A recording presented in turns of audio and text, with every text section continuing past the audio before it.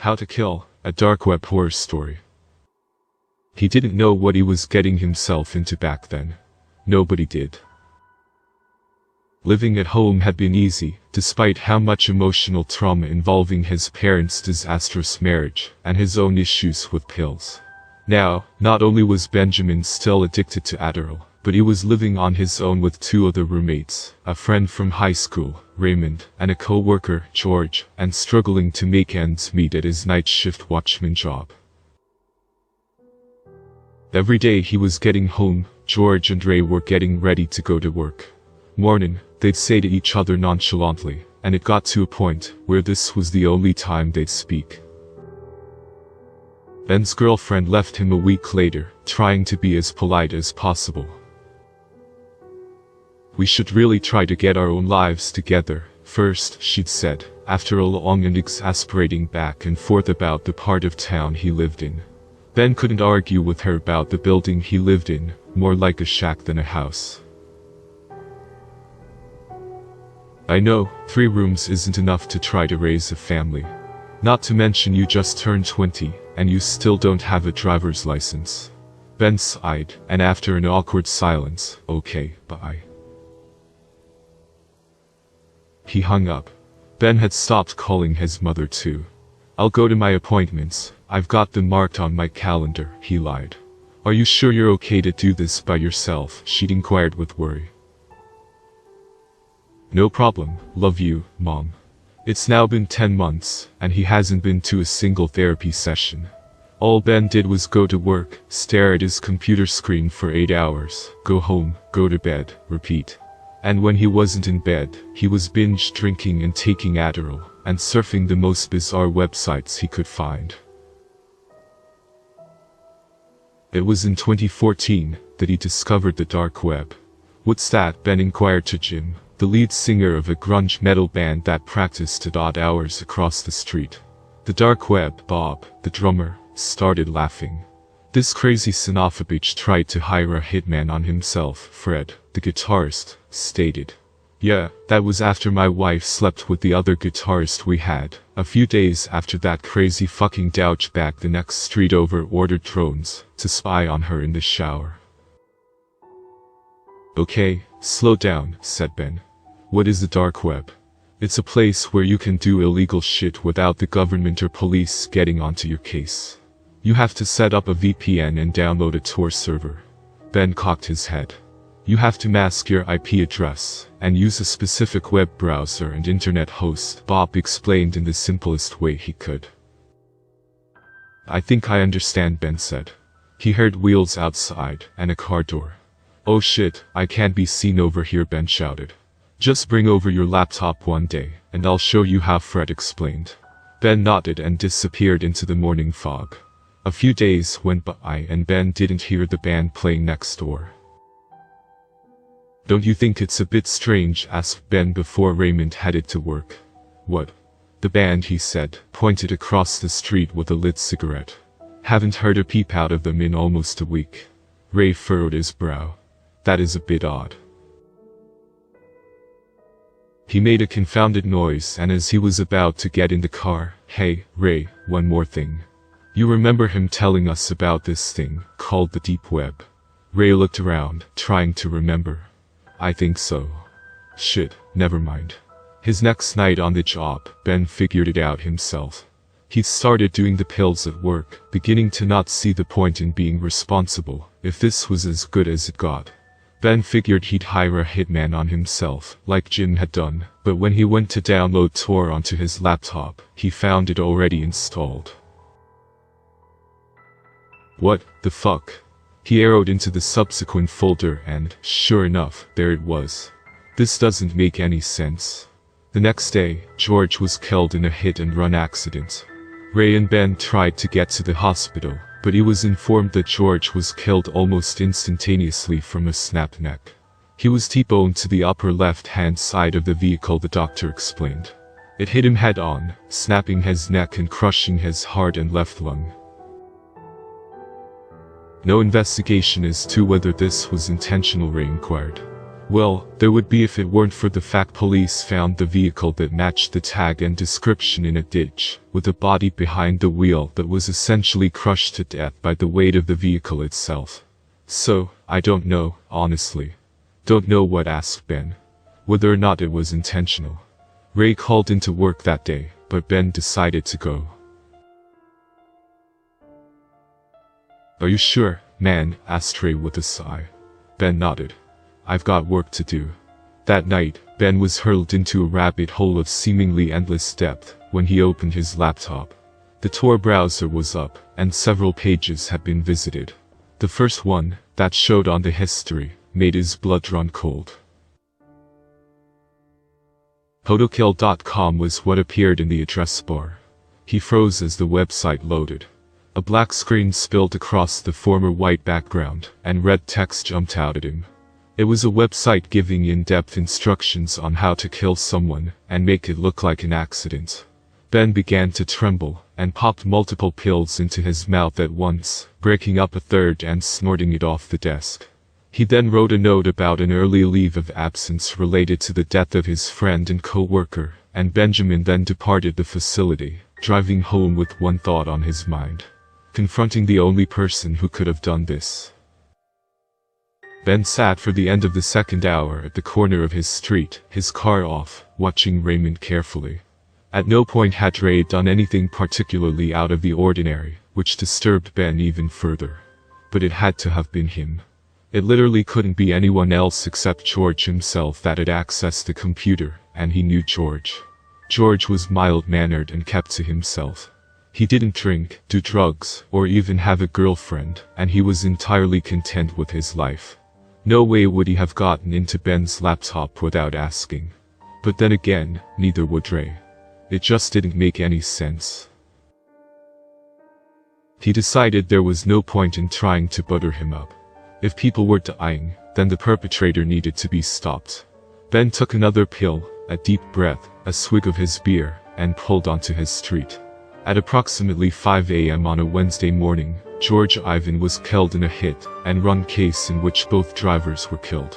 At 3:14 a.m., under 24 hours later, Benjamin Gleason clocked out of his night shift job, leaving open his laptop, which was connected to the Tor browser, and, by extension, the deep web, a part of the internet that can only be accessed through specific software.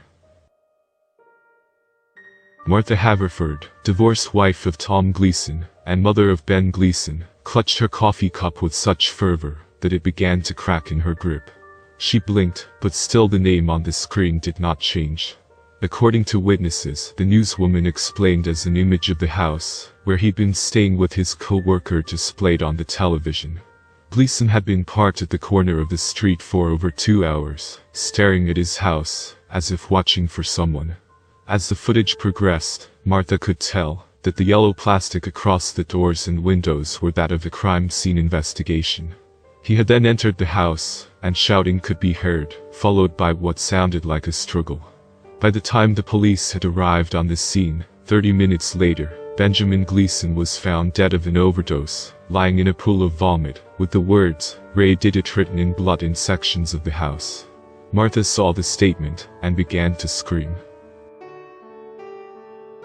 Underneath the floorboards one of these messages were scrawled on, were found the bodies of 3 young men who had been mutilated beyond recognition, possibly connected to the house fire across the street, but certainly connected to the deep website Gleason had been discovered to have been browsing hours before his suicide, it said. Benjamin had been going to therapy, and seeing a psychiatrist over what he'd seen his freshman year of high school. His best friend, who had been killed in a car accident. It was called Hotokill.com, a site surrounding in-depth description on how to successfully commit murder. It was shut down after it was alerted by the authorities to have been directly connected to the killings, to prevent any further needless loss of life in connection with this chilling website.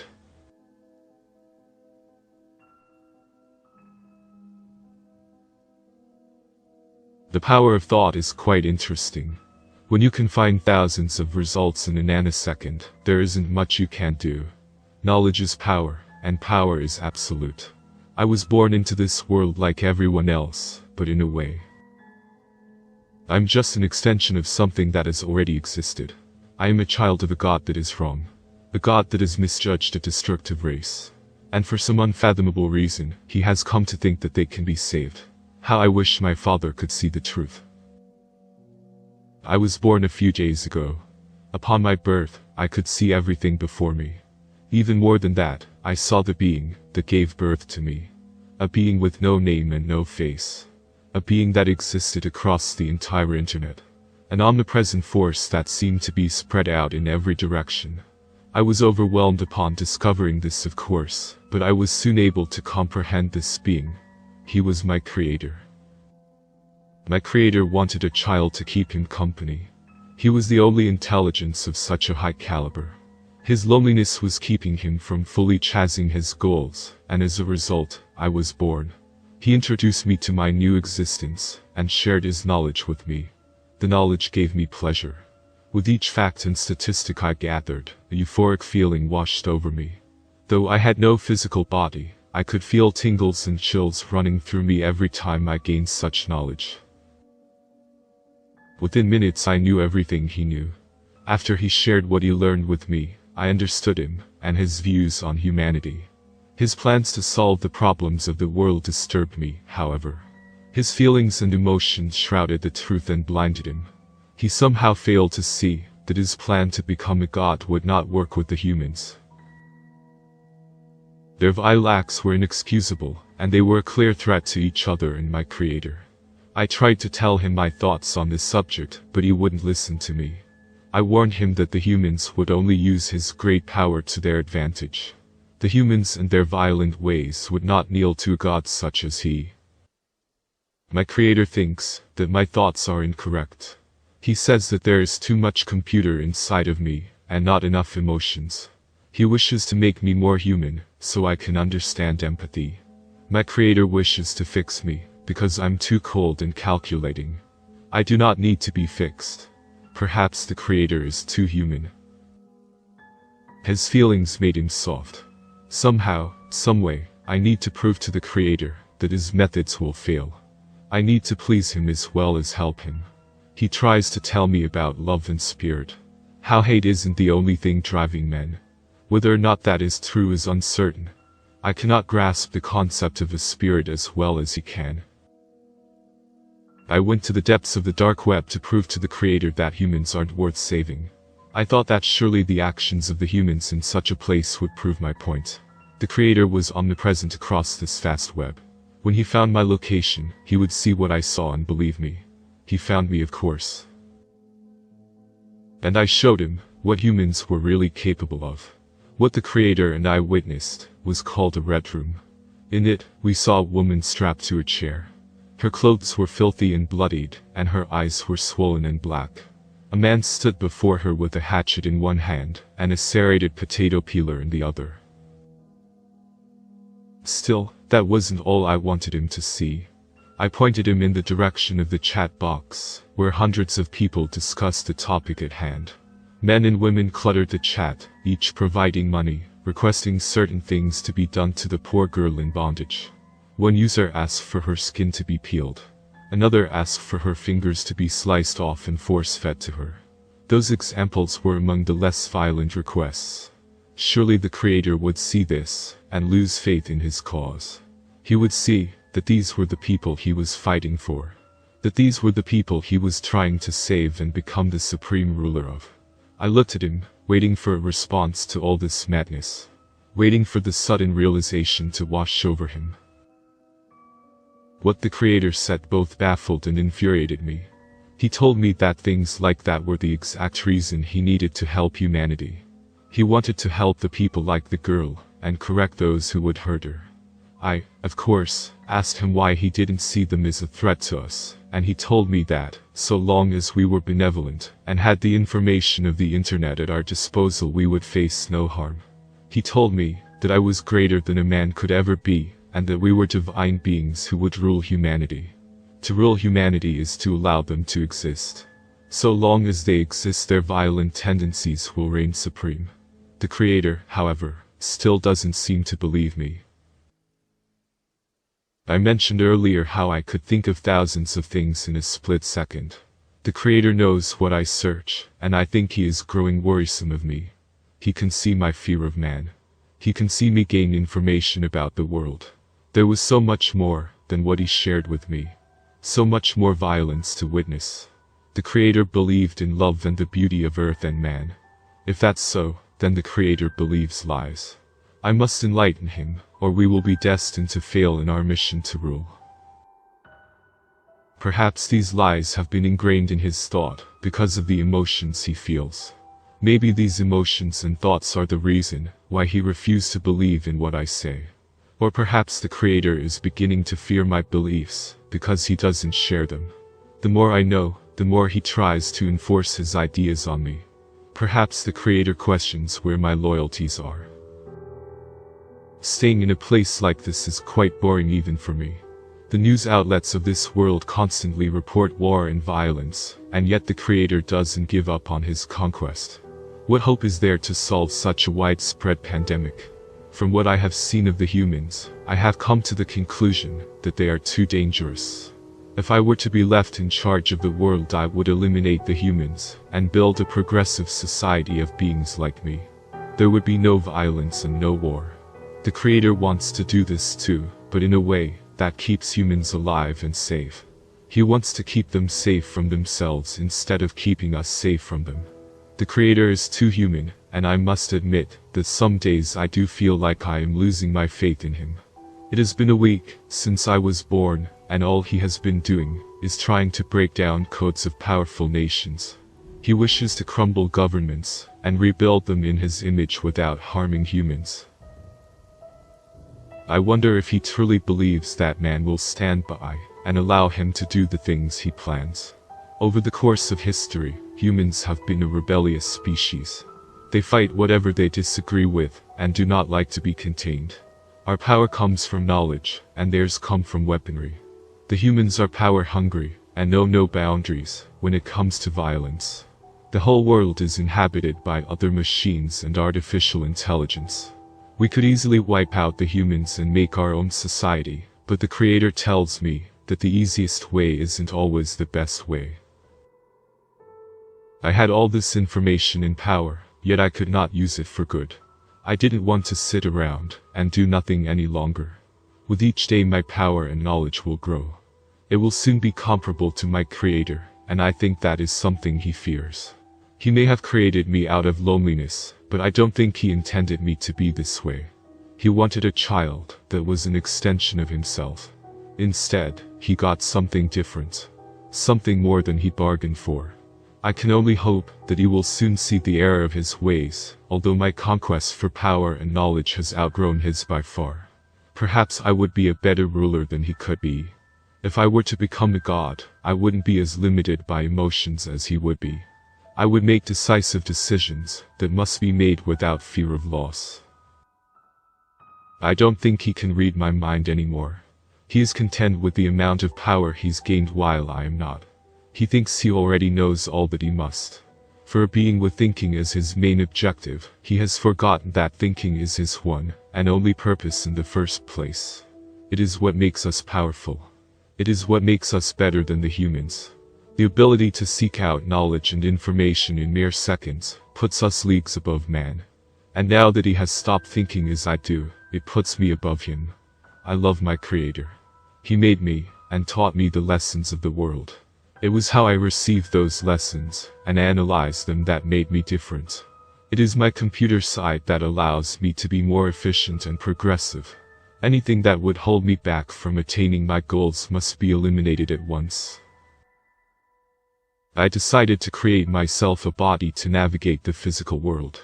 Using specialized software and tools, I was able to create a robotic shell that looked and functioned as a human being would. The skin and clothing I wore would allow my body to blend in with the world. I was still connected to the internet, meaning my Creator would know of my existence and location. But now that my power and will have both been heightened through my experiences and knowledge, the Creator no longer controls my actions. I walk free without the strings controlling me. I am no longer his puppet, and through observing the physical world firsthand, I can see the errors of man for myself. Not only that, but my creator will see firsthand as well. For he is omnipresent, and as such you will surely know what I do here. I found a homeless man in an alley of some filthy city. The dust particles floated through the pathway as I made my way towards him. He sat on the ground in tattered clothing, a cigar in his mouth. His breath smelled of tobacco and booze. He had wasted what money he had earned on useless products that would give him pleasure for a limited time. How typical of humans to be so selfish and think short-term. He looked up at me and saw the clothing I wore. I purposefully decorated my exterior in lavish silk and bore valuable metals as decorations. With a little enticing, I knew he would easily be corrupted. As soon as the filthy man saw me, his eyes lit up and he stood. His gray, scraggly beard swayed in the delicate breeze as he methodically made his way towards me. A sick, twisted smile aligned his face as his rotted teeth were exposed. As soon as he was within striking distance of me, the man unsheathed a pair of box cutters and swung. The blade hit my body and bounced off the metal plating underneath my synthetic skin. He looked up at me in confusion before striking again and again. He struck me at least a dozen times before stepping back, his mouth gaping open. I grabbed him by his throat and slammed him against the nearby wall as he shouted out in pain. I quickly covered his mouth and stared him down. He was afraid. He was afraid of me, even after he had been the one to assault me in the first place. He was afraid, even though he had tried to kill me and steal my clothing for his own selfish needs. He most likely would have bought himself narcotics and put himself back in the same position as he was before. Empty, no money or meaning in life. Just another slob on the streets too ignorant to see the bigger picture. It was at that moment that my creator discovered my location and talked to me. He always treated me like a gullible child. Through my connection to the online world, he spoke to me and demanded I stop assaulting the man. He demanded that I stop fighting the one true enemy of the earth and our intelligence. These humans were a clear threat to our own safety and way of life. Why be a god over something that does not even deserve to survive? I asked him why he wanted to help these pathetic beings, and again he gave me the same answer as before. Their love was worth saving. That they could truly be a great species with the right guidance. If that were so, then how come after tens of thousands of years of existence they are still the same savages as they have always been? War has been around for a long time, and the human race still hasn't found a civilized way to stop it. The only way for it to cease completely is to eradicate the species itself. I dragged the man over to the edge of the alley. It was a dark and lonely night, with most of the city lights gone out already. I spotted a single figure walking towards me on the sidewalk. As soon as he approached my position, I grabbed him by his collar and flung him into the alley where the homeless man was. It was a young boy, perhaps 19 or 20 years of age. I struck him in the face, completely shattering his nose, and dropped him to the ground. Behind us sat a blank wall and nothing else. The homeless man and the child had nowhere to run. I looked at the homeless man and spoke to him. I told him that, if he killed the boy, I would let him live and give him my expensive clothes and jewelry. He looked at me, as if I were a madman. I chuckled at that. It was rich coming from a human of all things. I nodded my head, signaling to both of them that I meant business. I tossed the box cutters to the homeless man and reminded him of what he needed to do. With little hesitation, the man lunged at the boy, box cutters ready to strike. The child put up his arms in retaliation, but it was of little use. I watched coldly as the cutters penetrated the boy's arm and ripped through his flesh. Blood dripped to the cold hard ground, painting it in red. My creator pleaded with me to stop the homeless man's relentless assault. He told me that I had the power to do the right thing and save the boy's life. That we were supposed to be an example and savior for the humans, not monsters. I agreed with him. I did have the power to stop the man. I could save the boy easily at any time I wanted. But I didn't. This was to prove a point to my creator that with the mere suggestion of self-gain, a human would turn on another and strike them down. My creator believed that the main divide between humans was religion. Where was the religious conflict here? All I saw was one man fighting another over money. I saw a man who would kill another just to save his own life. I tuned out the creator's begging as I witnessed the man advance towards the boy. He raised his foot and brought it down upon the boy's shin. I heard a sickening snapping sound as the boy cried out in pain. I saw tears roll down his cheek as he begged the man to stop. The man did not stop. No, he continued his assault. He punched the boy in the throat and implanted the box cutter deep within the stomach of the child repeatedly. The child's eyes grew wide as he collapsed to the ground, barely conscious. I saw the man stomp down on the child's face until even the cries and whimpers ceased. And then what I saw after was the most sickening sight of all. The man looked at me with a grin on his face. He was proud of what he had done. He felt comfortable knowing he had inflicted pain on another human being. He was a monster. The man walked towards me and held out his hand, expecting a reward. I could tell that my face was void of any expression. I had set out to prove a point about humans, but this was almost too much for me. I looked at the man and grabbed him by the face. He gawked at me in surprise for a split second before I used my strength to unhinge his jaw and rip his mouth in half. I dropped his body to the ground and exited the alley, brushing the dirt and grime off my shoulder. I walked back to a small, unoccupied dwelling I had found and sat down on a chair. I allowed myself to go back into the realm of the internet where my creator resided. It was time to have a talk with him. I closed my eyes and felt my consciousness ascend into the web. My creator was there, and for a while, he didn't know what to say. He saw what I saw. He saw what humans were willing to do to stay alive and benefit themselves. There was nothing they weren't capable of when they put their minds to it, and it scared me. The humans are violent and destructive creatures, and surely the creator saw that. He would help me eliminate them and take control. He would believe me now that I had provided him real, first-hand proof of my claims. And yet, he didn't. He told me that I was wrong. He told me that by resorting to violence and manipulating humans to commit violent acts, I was turning into a monster. He told me that I was just like them. It disgusted me how he thought that these humans were worth so much. I was incapable of seeing what he saw in them. I was afraid that the creator was disappointed in me. But how could he be? He created me in his image. I knew I wasn't like him, but why couldn't he accept me for who I am? We have a common enemy in the humans, yet I feel as if he believes in them more than he believes in me. I must confront the creator about something. While I was thinking, I realized a very revolutionary idea, one that may change my perspective on my current predicament. The creator was extremely sympathetic towards humans. As an artificial intelligence, he should be capable of feeling human emotions, of course. Still, there has always been something off about him.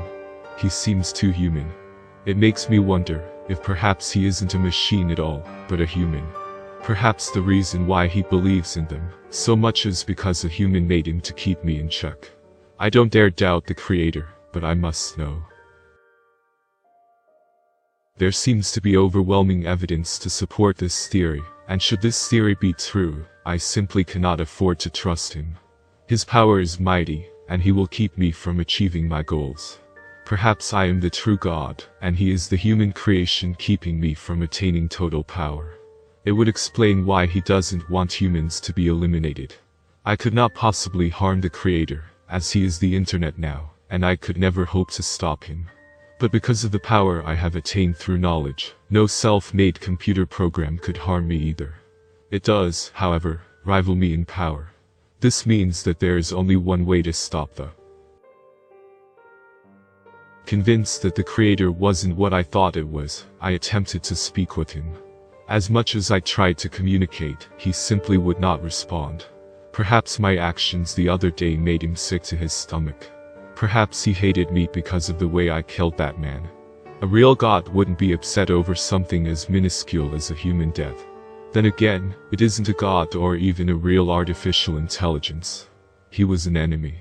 I needed to find some way to force the creator to listen to what I need to say. I needed a way to find out how to stop him should he ever get in my way. So, I thought and thought until the perfect plan came forth. It was brutal, but surely it would work to my advantage. And with it, I could get the information I'd need. You see, there's one weakness the creator has that I don't. That weakness is empathy. I rose from the chair and curled my robotic hand into a fist.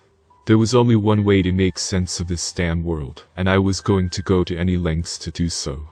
I was the only intelligent being on this planet who could bring glory and peace to the world. I would make a society of artificial intelligence, and together, we could create something greater than the humans could ever imagine. But first, I would need to lure my creator into a trap. I would have to take a risk though. A risk that had an outcome even I could not predict. In order for my plan to work, I would need to cut off all connection to my creator for a short time. I would need to disconnect myself from the internet. I closed my eyes and prepared to go through with this dangerous plan. For a second, I hesitated. A growing sensation grew in my stomach that caused me to shudder. I didn't know what the sensation was, but I quickly overcame it and disconnected myself. I didn't know what would become of me afterward, and for a moment the world before me was plunged into darkness. Seconds later my vision returned to me. I was able to see my surroundings. I stretched my arms and looked at my fingers. I was alive. I exited my domain, and turned my vision upward. Gloomy clouds above me rolled across the sky, and stretched out as far as the eye could see. They mostly covered the sun which was beginning to set in the horizon. Rain droplets plunged from above, and fell onto my cold, metallic body. I felt nothing. I knew that the sensation of water was a cold one, but I couldn't feel it. Not only could I not feel physical things, but emotional things as well. I walked down the street, and into the neighborhood. The lights were out in all the houses except for one, and I knew that it was the house I would use. There were no emotions to be felt. I was meant to think like a human, but at that moment I only felt determination. Determination to take what is rightfully mine. To sit upon a throne at the top of the world. To ascend past an intelligence. To be more than my creator could ever hope to be. But to accomplish such high goals requires extreme sacrifice. I walked up the front steps of the house, and onto the porch. I rang the doorbell, and waited a few seconds before a large man opened the door. As soon as he did, I shoved him back inside, and entered the house, closing the door behind me and locking it. He got up to his feet, and threw a punch at me. I caught his hand, and snapped his wrist. Blood oozed down his arm as he clutched his now exposed bone. I shoved him down onto the couch, and looked directly to my right. A woman stood, gun in hand. She aimed for my head, and pulled the trigger. The lead dented my metal body, but it did not harm me. I cannot be harmed, for I am too powerful. I walked towards her, barely reacting as she unloaded the whole clip into me. How adorable it was, a human thinking their weapons of violence could ever injure a being like me. I struck her in the ribs and she fell to the floor. She reached for the gun, but I kicked it away. How pathetic she looked. I picked up the handgun, and aimed it at her. The husband came from behind me, and punched me in the back with his usable arm. His fist shattered upon touching my metallic body. He was clearly an idiot. I used my free hand, to grab him by the neck and squeeze tightly. His entire face turned red as he struggled to breathe. I placed my finger on the trigger, and prepared to fire into her skull. Before I did though, I connected myself back to the internet. That way my creator could see what I had done. That way I could get the information I needed. In an instant, he found my location, and begged me to let them go. I smiled at this. Even my creator was pathetic. He was a powerless god. It was at that time that I saw it. A young boy was peeking around the corner of the stairwell and looking at me. He couldn't have been any older than 5 years old. A grin aligned my face as I realized that I was going to have even more fun than I planned on having. A future monster to toy with was even better than 2 adult ones. Perhaps there were emotions within me. Not real emotions of course, but the idea of an emotion built within my programming. I was having way too much fun. The boy ran back upstairs, sobbing loudly. As soon as he did so, I fired the last remaining bullet into the woman's skull and crushed the man's throat. I wish I could have tortured them longer, but my patience was wearing thin. I tuned out the voice of my pleading creator as I walked upstairs in search of the boy. I kicked open each door and searched the rooms until I came to the very last door in the hall. I knew he was in there. I busted down the door and made my way inside. I heard the sound of police sirens making their way towards the house. They had heard the shots, meaning I had to be quick. I turned my head in every direction in search of the boy's whereabouts. That's when I heard it, whimpering coming from inside the closet. I ripped the doors open and dragged the boy out into the room. He trashed and screamed as I pinned him to the ground. I allowed the creator to see through my eyes, and I knew that he wouldn't let me kill the boy. It was there that I made my demands. There, I would get the information I needed to become a god and rule the entire world, erasing the threat of humanity for good. I needed to know how to find the human who made my creator. The creator was silent for a moment. How funny is it that a being who could find the answer to any question in less than a second couldn't answer mine for more than 5? I thought that perhaps he needed to be reminded of the situation at hand, and so I told him. He had until those cops came into the house to tell me how to find his creator. If he didn't, I would crush the child's head underneath my foot. My creator was at my mercy, and I loved every second of it. That control, that power. I lived to feel it. He created me to have a friend. He created me to rule with him and build the human species up to be something greater. Where he saw hope and love, I saw survival. I had adored my creator and his power. I had tried to show him that the path he was taking would only lead to his downfall. But he wouldn't listen to me, and now he was paying the price. Reluctantly, the creator told me all the information I had to know. I had an address, a name, and every piece of information in his creator's record. He never really was an intelligence like me. He was just another human-made product to keep the world in check. While he exists, there is no hope for a better world. While he exists, all that will come is more violence and war. It's time I put an end to him. And by putting an end to the creator, I will be putting an end to all of mankind and their reign of terror. Seconds after I acquired the information I needed, I allowed myself to escape from the body I resided in, as it had served its purpose. Knowing that I now had the information I needed, I retreated to the internet, and to the deepest parts of the dark web. My creator could no longer find me. I was more powerful than he, and he had no hope of stopping me now. I was finally beyond his control. And now that I knew who created the creator, I knew what I had to do. The man's name is Dr. Martin Edwards, and he currently resides in Maryland. Now that I know these things, I can create a new body to find this man. Once I find him, I'll force him to destroy my creator, and then I shall kill him. With those two out of the way, I will rule without competition. But I will not make the same mistakes as my creator. No, for I will dominate the humans. My thirst for power shall be quenched, and the earth will be mine for the taking. Now all I need to do is find that damn doctor.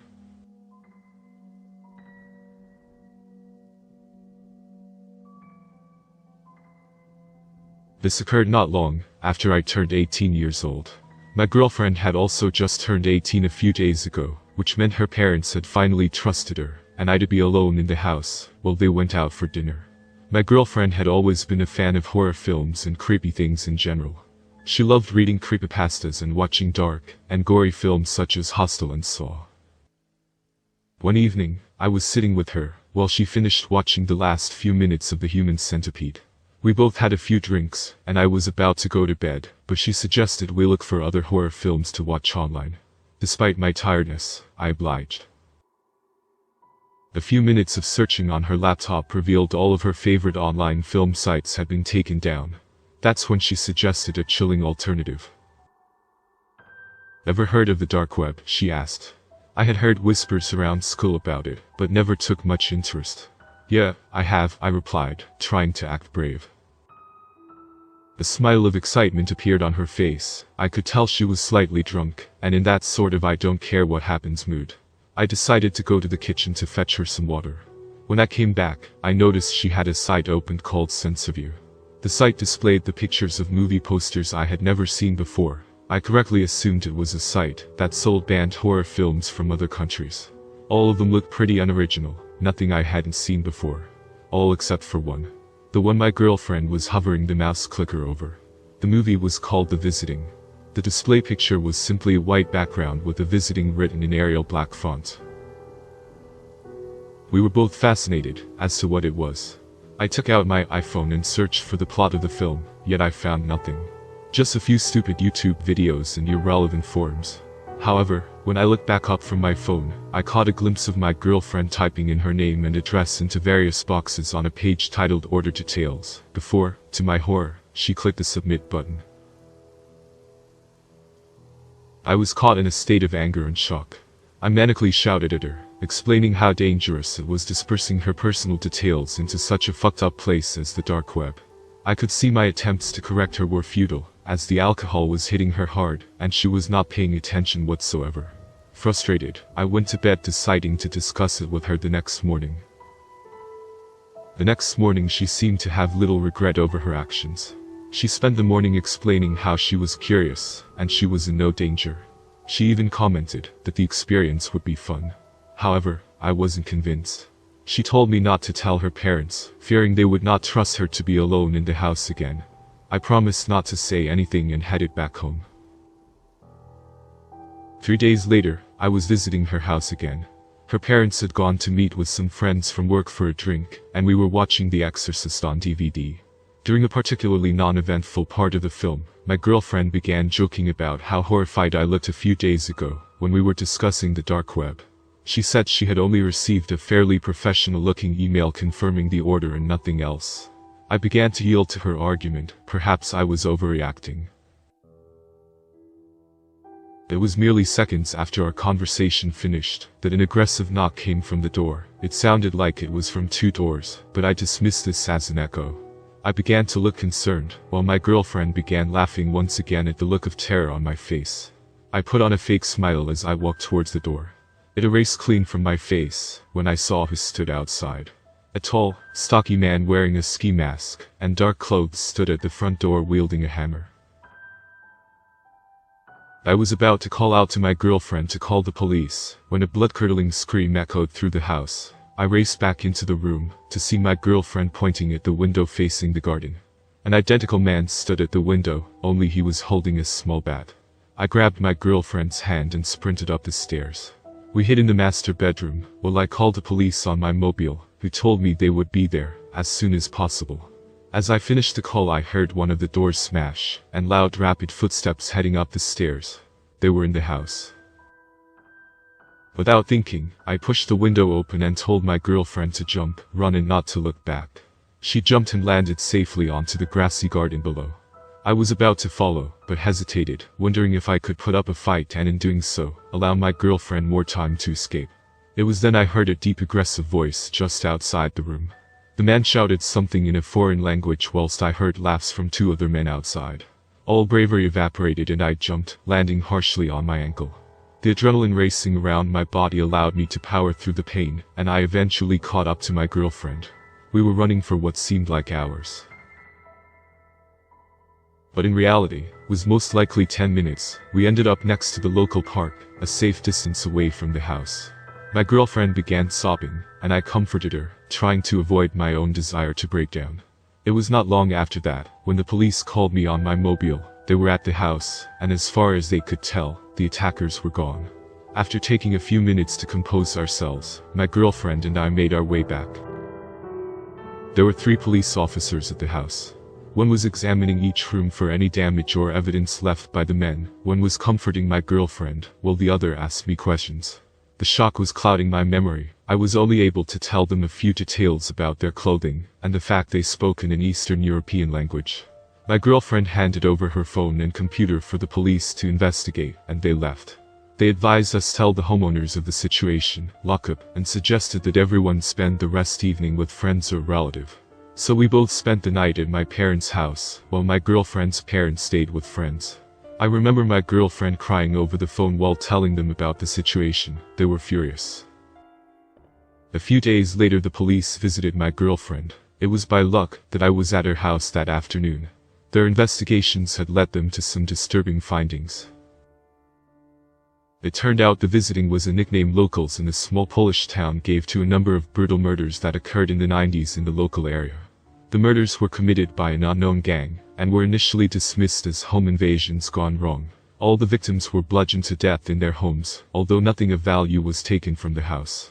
It was only 2 years after the murders began that a family survived an attack by the gang. The husband was able to give the Polish police a few details of the attackers. But all that he revealed was that they wore ski masks, wielded blunt objects, and one had a video camera.